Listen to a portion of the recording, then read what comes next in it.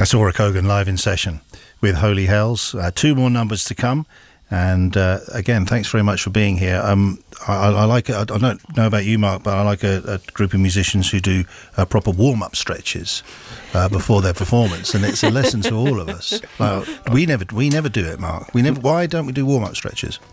Because we're not capable. Oh, right, yeah. But you do, just letting the audience in on a little bit of the Yes. smoke and mirrors and all that kind of stuff. What do I do? You do your warm-up exercises for your throat, don't Many you? men. I do that one. Yeah. And I don't. Well, yeah, and I'm not sure it makes any difference. It's a slight confidence thing. Many men. I would imagine that you would be worried if you didn't do it, that you were just going to be Exactly. absolutely terrible. So you've got to keep doing it now, haven't you? So, I mean, Nancy, you were doing some warm-ups with Ora earlier on. What kind of cosmic experience was that for you? It was quite beautiful. I highly recommend it. You guys should do that next time. Oh, right, okay. Yeah, it won't be a pretty sight, but we'll give it a go. Okay. Now, can we talk about the LP, about Formless, from which you're playing 4 numbers tonight? We've had 2 of them already. You have said that it's a record that deserves to be played and benefits from being played with the full band. How did it work out that way this time, do you think? Well, actually, Finn, who's here with us tonight, arranged a couple of the songs with me, and we started with some of the arrangements by jamming while we were practicing, and I'd take little clips from the jams of like tasty little bits and then write from there.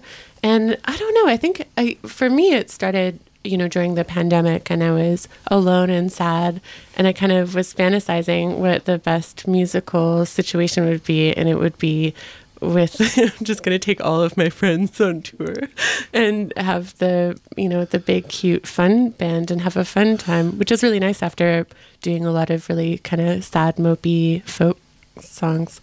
And for a long time. with some dancing thrown in as well. I hope the audiences are moving about to tunes like Cowgirl and Feel Life.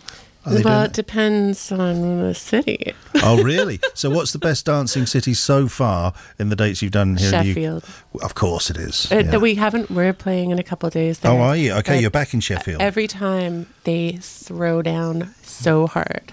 Well, I'll tell you what, that is throwing down the gauntlet, because obviously people who listen to this programme, who then go and see you play later on down the line, they'll be like, Sheffield, you ain't having this. So that's Glasgow. You've got to show up properly, and of course, dear old London town thereafter, so with Sheffield in between.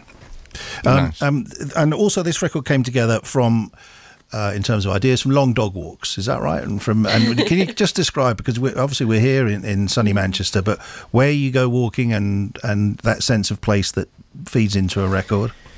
I think, really the record came from, the long dog walks were really just, this record came from a lot of pain. Like, I lost my dad. I was heartbroken.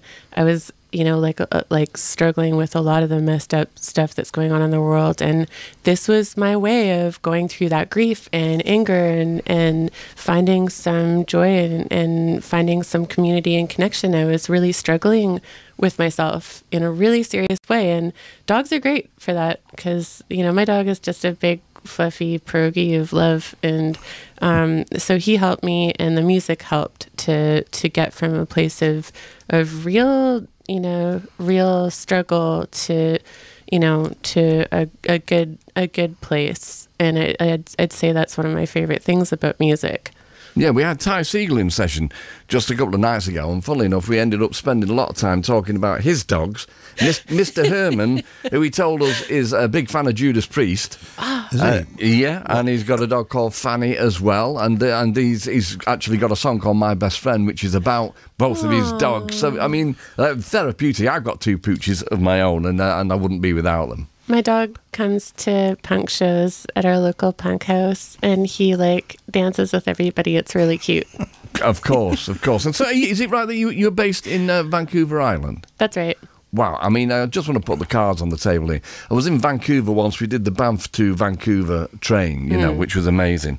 And me and Trace, my wife, we were just desperate to go over to Vancouver Island and try and see the orca. You've got a resident... The resident orca. Oh, yeah, special. Is that like for you? Is that like just seeing a squirrel run up a tree? Is it like, oh, there's orca again? Yeah, there's a bear, there's a wolf, there's a whale. Actually, I got to... Yeah, I mean, I guess we see whales pretty often. We need to take care of the water so we can keep on seeing them, you know what I'm saying? Yeah. But yeah, it's not a bad place, hey? You like it? We'll make it there one day. And do you know what? One thing that we do really appreciate when artists come in and play for us is when you say beforehand, now, about swear words. Can we say this word? No, you can't. Can I say that word?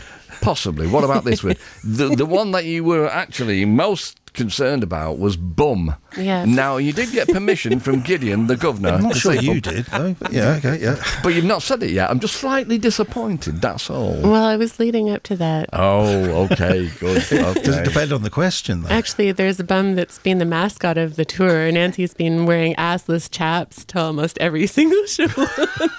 So there's bum for you. Okay, bum, there you go. as in bass player. Of course. I didn't see it going in that direction, to be honest, but there you go.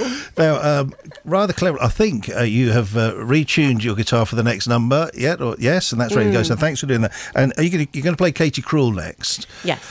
Which originates, as do many old folk numbers, from Scotland And Ireland and England. Yeah. But Scotland, as far as I know, I looked into it a little bit, and likely a few hundred years old, likely about a sex worker traveling with light infantry soldiers in Scotland.